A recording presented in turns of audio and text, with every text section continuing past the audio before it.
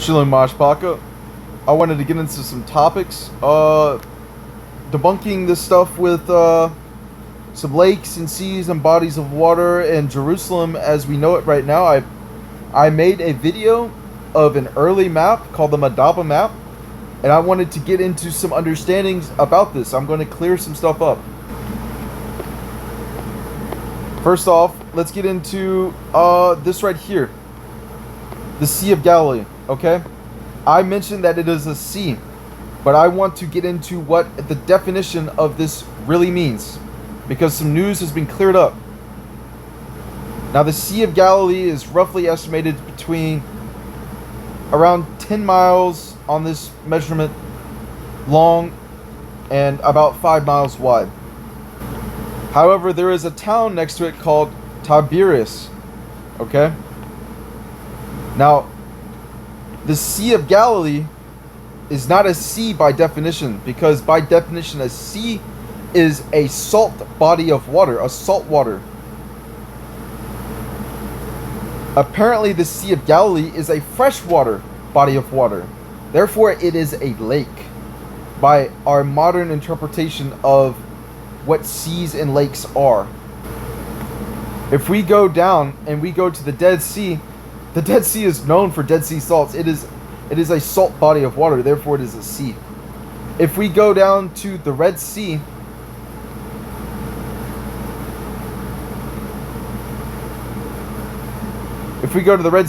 again, the Red Sea is known for having salt in it, so it is a salt body of water. And we know the Mediterranean Sea has salt in it. But what we don't know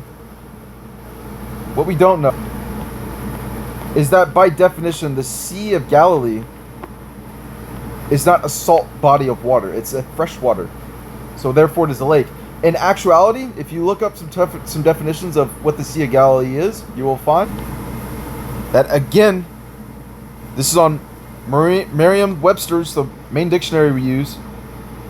A sea is a great body of salt water that covers much of the earth. A body of salt water, second rank, more or less landlocked. These are the definitions. This story just keeps getting more and more confusing. Lakes are not freshwater only? Most lakes are freshwater. And they're saying on the internet that the Dead Sea is a lake. So figure that one out, because I do not understand that, Mashpaka. Okay, so there is a lot of conspiracy stuff about the Sea of Galilee. But however, Mashpaka, I would like to point something out that is kind of misunderstood about where the Sea of Galilee might be. It is being understood that the false bay is the Sea of Galilee. But by definition, this is a bay, similar almost to a gulf, and is not a sea. So if you go on to definitions, a broad inlet of the sea where the land curves. Now the sea is kind of used here, can be used as the ocean as well. Here's Merriam-Webster's definition: an inlet of sea or other body of water usually smaller than a gulf with a wide opening to the sea. That is an exact representation of this. Again, I'm going to clear some other things up. Mashpaka, I made a video that explains that if someone were to go from here, let me zoom out. If somebody was to go from Egypt all the way to the southern part of Namibia, that would be thousands of miles. Again, Mashpaka, here is a clear view that it would take 82 days of walking. 82 days with not stopping, with not resting. 82 days exactly, probably. And it is 5,463 miles. Now, Mashpaka, they had 40 years to wander the desert, which I can agree, this is desert, right? They were fed manna along the ways, but they had carts and children and old and possibly sick with them So, and they were wandering without knowing where they were going. For 40 years. Can I think it can be done? With Yahweh? Yes, I believe it can be done. But I would like to point out some specific information that would be key for you to understand. If we go and look up the exact scriptures, what did Masha or Moses do to go into this land? That's right, he parted the Red Sea. Where's the Red Sea? In this direction. Okay? He parted the Red Sea. So, the Red Sea is not in this direction. I do not think that he parted the Red Sea and may have walked and parted the Red Sea again or went across here. I do not think so. Second of all, Mashpaka, there is nothing really in Namibia.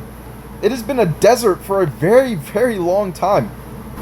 If we look, apparently, it has been a long time.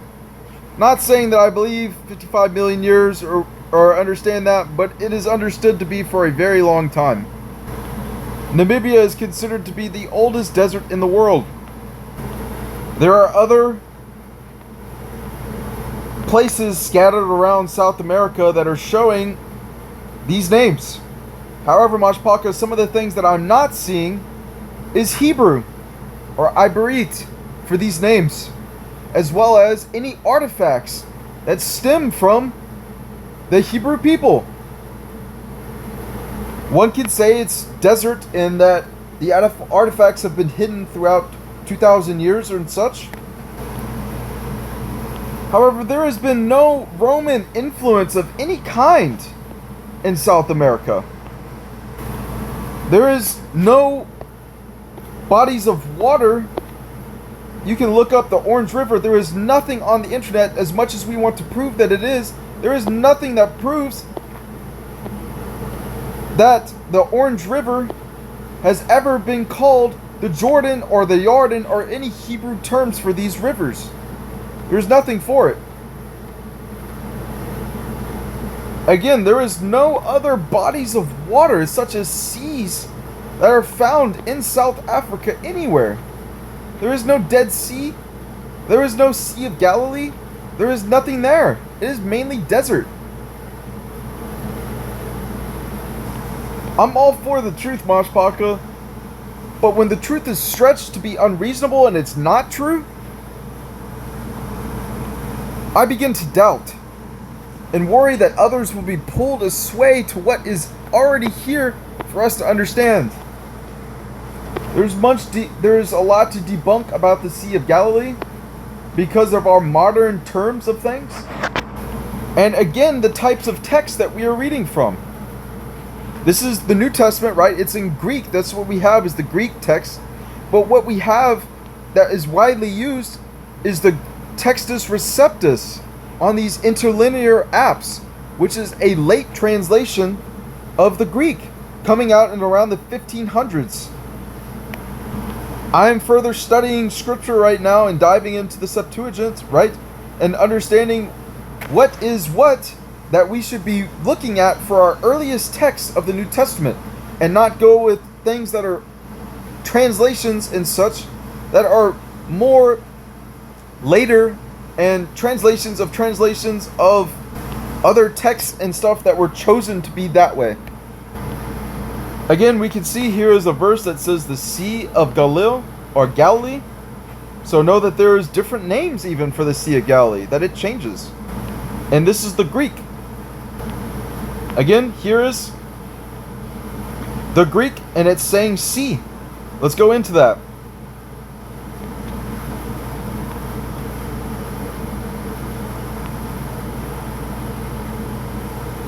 It's the same term that would be used for the Mediterranean Sea or the Red Sea. And it is used right here for Galilee. Let's go into that. Let's see if there's anything to be found there.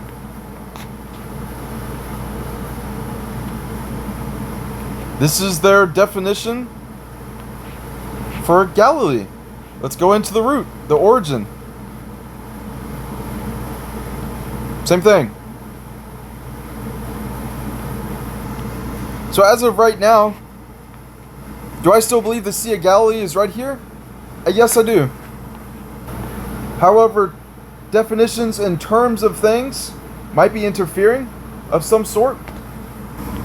So I'm going to finish this Moshpaka to end this on these maps. There is very much nothing there except for names at this point that are used in South Africa. Not saying that it is not the land that Yahweh might be leading us to. But the thing is that a land that has names, that is built, that we are building lies upon, that all of the prophets and the prophecies and the scriptures and the stories that we have were taking place here instead of here, I do not think that it is true. Again, Moshpaka, this is just me sharing a point of view for those. So there is someone to actually shine something on this. As far as the land goes where Yahweh is leading us to, I do not believe that we have found it yet.